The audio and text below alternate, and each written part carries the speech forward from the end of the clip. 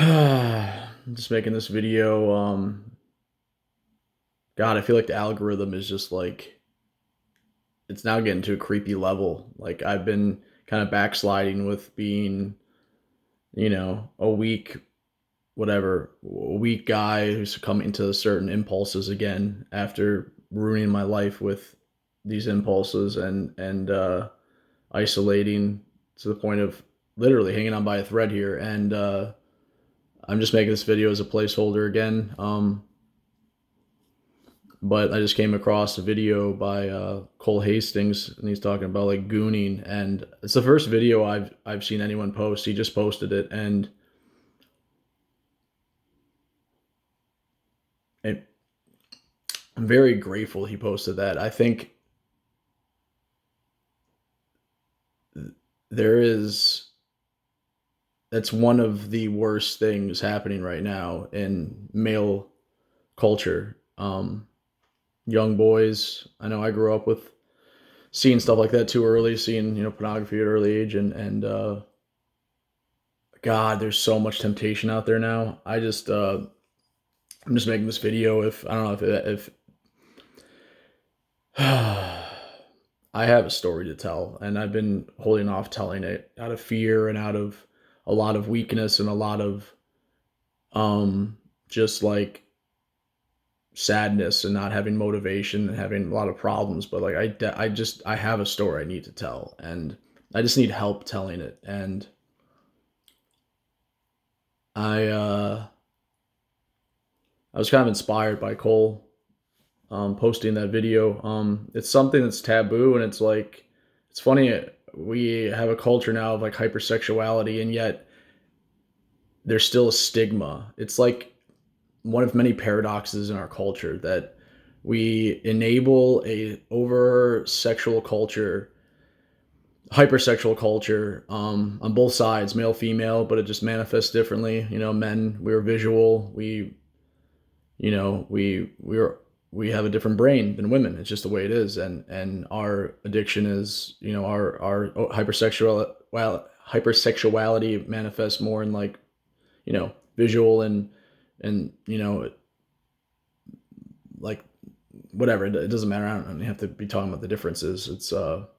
But I think I heard a stat about like certain like stimulants like being 3 times more powerful in a male's brain, and it's just like I believe it. And anyway, I'm getting off task. The point is, I was doing a weave. I'm glad I heard that word recently. It's definitely what I do too much of. I try and go outward and then try and remember what I said, but I need to stay on point. The point was that we have a hypersexual culture, and we all have struggles with sexuality. I think more than ever, and yet it's not talked about. And I know for me personally, growing up with the house like that, like where you can't even talk about anything sexual, and it got me to the point of like so afraid of anything sexual, like the point where I didn't even want like a girl to come to my house to like hang out, because I'm like, that's not allowed. It's like that's just how I was raised. Is like anything that's sexual is just shame, and I was like afraid of even dating a girl because it was like so shameful. Sex is like something you never talk about. Just built it up way too much, and I think that's, especially nowadays, it's never been sicker to continue that taboo, that stigma about sexuality. Like, how do we have this culture where people are exposed to like the most depraved things, and simultaneously have like a more isolated society? So it's like everything is a battle of the psyche, and like keeping like trying to do the right thing. It's never been harder in my opinion. Obviously I have a bias. I'm been isolated for like 4 years, it seems like, to the point now where it's just like it's been normalized, and I think that's the case for a lot of people. And having said that, we have this fucking isolated culture, and we expect men and boys and young men, let's say, that are hitting their, getting all those. I know when I was in middle school, it's just like I just was insanely like just like hormones are like blaring out, and it's like if I had access like there is now, I would be an addict for the rest of my life, like it, especially with the shame. And that's come full circle. I'm really happy people are talking about like these addictions now, and I think like a lot of things in culture, the pendulum's swinging the other way, and people are waking up to so many unhealthy things going on right now, from just ways of thinking to contradictions in like thinking. Some things okay, but some things aren't. That is, for example, what I just said. You have a hypersexual society, and then like just being like, hey, this is not okay, this is pathological. There's a limit to sexual liberation and open mindedness and acceptance, and being a creep and being a pathological, like being a monster, being a turn into a sexual monster, turn into whether it's you hurting yourself or hurting others, or it's, which I would argue is, that guy, unalived himself, like that hurts others, like that's the logical conclusion of extreme sexuality in a when you have shame. Like obviously there's shame there, like, and not to get too like philosophical or like super meta about it, but yeah, I guess there is some shame that makes people more sexual. Like the taboo is the sexual, but I think it's, yeah, it's one of those constantly moving targets, and as far as what is okay, and I just think right now, like, yeah, I don't know if anyone sees this or whatever, but like, then we want to mention Cole. Like, I have a fucking story and a half, and I think it could really inspire some people. It's like, I don't know, part of me just wants to die with secrets, but like nowadays, like, I don't know, like, there's so many guys dropping like flies right now, and no one talks about it. We kind of do, but no one really cares. And like, it's just it's really backwards right now, and I'm not sure. I mean, this is what I struggle with. Is like one of my quarrels with society right now is just this like this cowardice amongst people, and specifically men. There's just cowards like that don't speak up for what they believe in, and it's fucked up. It's really, really fucked up. And like, that's where, like, I know ultimately I'm going to just say exactly how I feel and exactly what happened to me, and what happened to, like what path I went down, like literally a path of hell. And I'm constantly tempted by it.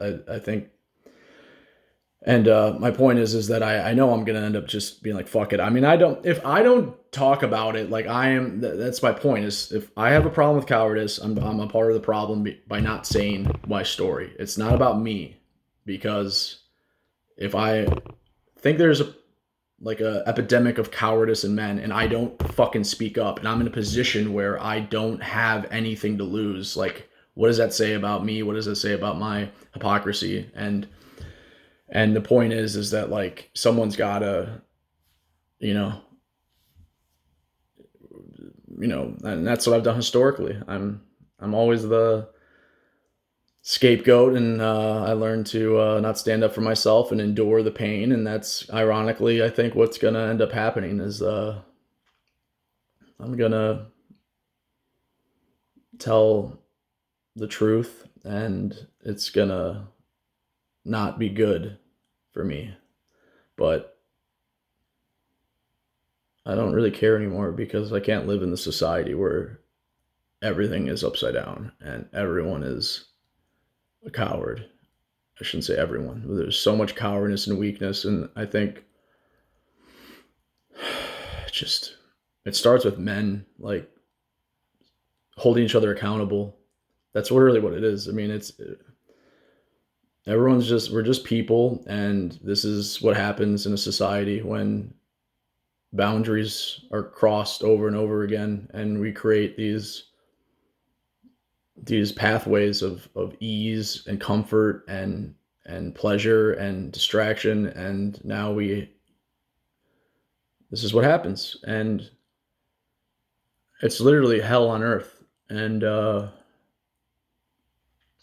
I just keep waiting for the pendulum to change, but I think it's like it's time to like get going here. And it's hard to do things when you don't have any support, but that's also the it's also the time to act is when it's not going to hurt anyone but me, you know. I don't have anyone to worry about um to take care of. So anyway, that's I'm being a little grandiose. I understand that. I'm just trying to speak from the heart here. And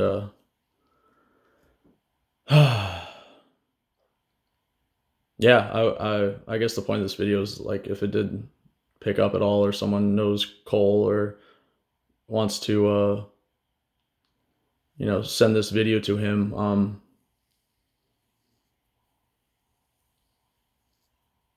I'm trying as I say that I'm trying to think I'm overanalyzing, but I just need to get shit out there and I need help. I can't just do it myself. I need someone to help me edit it. I have plenty of stories, plenty of experience with I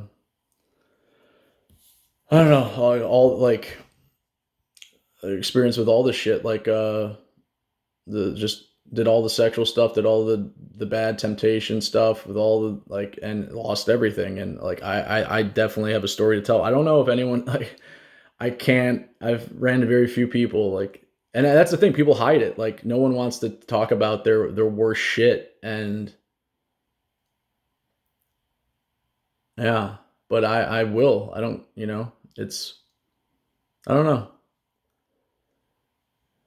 I don't know. I just need to it's literally like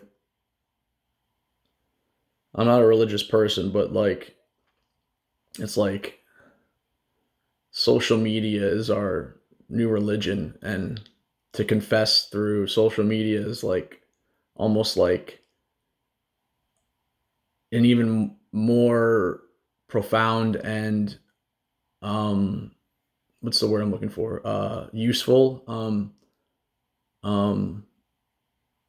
valuable. No, it's a more it it more effective. It's a more effective like way of changing culture and like changing like and like inspiring or helping someone than confessing to a creepy guy in a whatever church that is just going to lie and create gossip. If you just say your shit out loud to the world and it's not for likes, which is so another paradox, right? Because then like we're all inauthentic now. So like I picture saying the craziest stuff, like the back of your head as a human being goes, are they gonna like me? Like,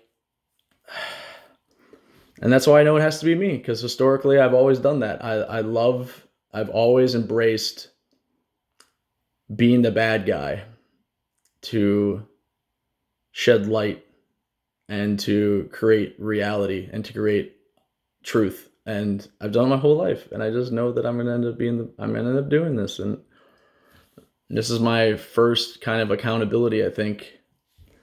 And then I'm gonna post again when I have the balls. They're growing, but in the back of my head I go, well, now is it time to focus on me now that I'm building my confidence back up and I just focus on me. But I know I can't, because I can't unless everything turns around. I don't know. I feel like I have to just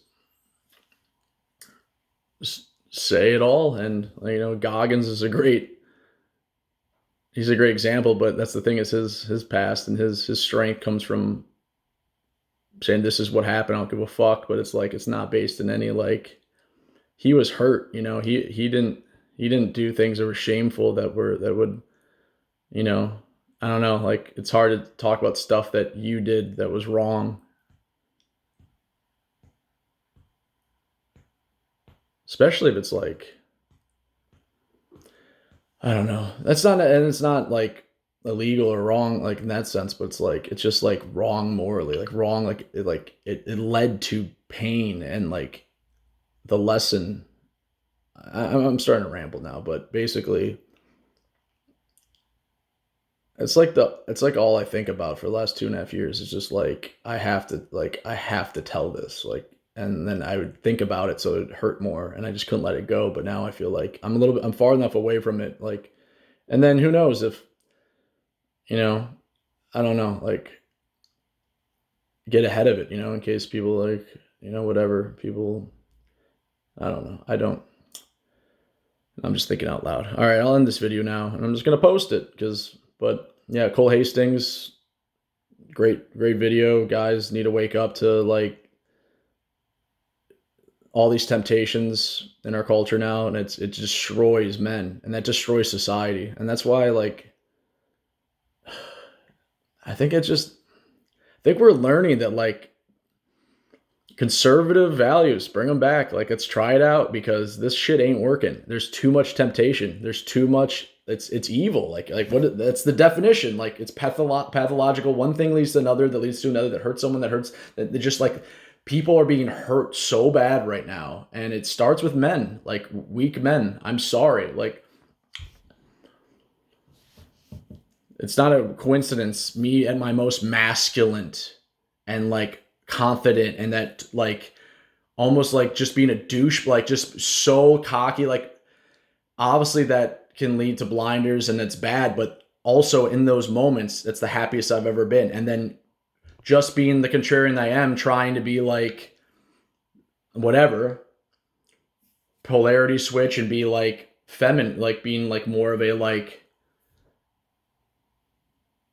be the opposite of that. It's like then everything fell apart. Like, it's not a coincidence. Like, we can pretend all we want. Like, biology, as long as we have our biology, we will be at odds.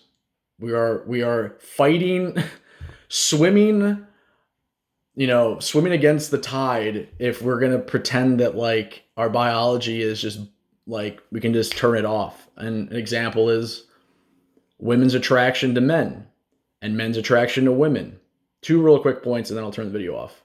On that note, men's attraction. Let's start with women's attraction to men. Let's start with that right off the bat. That's biological. Obviously, everything's on the spectrum, but the biological imperative for women is hypergamy, protection, and competence in a man. They want a provider, and women want to be provided for and protected. And then they're looking for the best option to do that. That is everything that makes a woman's essence, to like want to be affectionate with a man, which leads to pair bonding, which leads to, long-term relationship, which leads to a bond, which leads to marriage and kids. Like, so as long as we have that, they have that, then simp culture, like being whatever, weak in any way, obviously on the spectrum. Some women, we all have differences, and some based in biology, some based in personality, some based in trauma, but by and large, women want competent, protecting, masculine men. And on the other side of the cone, and that's biology, right? And we forget that. And it's like everything society is like telling women they're masculine and telling men that if they're masculine, they're toxic. It's beyond, we've done it, tried it long enough. It's over as far as I'm concerned. And then let's go the other way with men. It's biologically. It's not a choice with men. We don't get to choose. This is every fucking man. I don't care who you are. Even if it's a fetish, I don't care. A man's biology wants a woman that is loyal and isn't running all over the place, lying, doing whatever, and cheating on. Like, men will never want a woman who is, and that's another a youthful woman that is loyal. Those like, and that's, we can't change that. We see that they did the stats, the data's out. They took every culture in the world, and every single culture has this, men have the same exact attraction. On the age scale, it's 23 years old. I believe it's 23-year-old women are the most attractive for every, like, they average out 100 or like 1,000, was it? I think they used 100,000 or 1,000 men in every, like, in all the cultures around the world to see on a scale of what, and they took the same woman and then just artificially age her, and 23, and that's unrefutable. And then the loyalty thing is based in rearing children. It's natural to not want a woman who's been with every guy And it's just like, so those two biological facts are at odds with culture right now, and it's enough. Like, everyone's miserable. Anyway, I gotta end this video. Turned into a little bit of a rant, which is that's just who I am, and I don't apologize for that. But yeah, Cole Hastings, great video, and yeah, guys need a fucking god, fuck.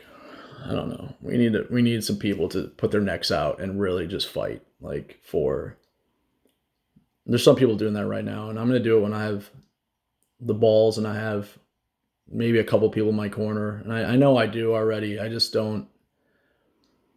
I just need to build myself up a little bit more and not be self-destructive again, in the sense where I can just destroy my life just to be like, let's see if we can rebuild it. Like, I got to be more strategic when I speak truth, even if it is courageous to do so. It's not courage to destroy your life. And that's the distinction I need to make. That's a big distinction. Courage and self-destruction, I kind of put in the same light, or whatever the hell, however I should put that. But yeah, put those in the same category. But anyway, I'm gonna end this video, and yeah, I'll post it. Whatever, who cares? Everything's fake. I'm not gonna be fake anymore. I think people are waking up to vulnerability and the strength of the human spirit, which is vulnerability and understanding we're all connected. We're all one. We're all in the same. I don't give a fuck. It's hippity dippity, but it's fucking true. And the most beautiful thing is being vulnerable as a human being, and being your authentic self, and the power of showing that to the world and to yourself, that strength comes from vulnerability and love. Anyway.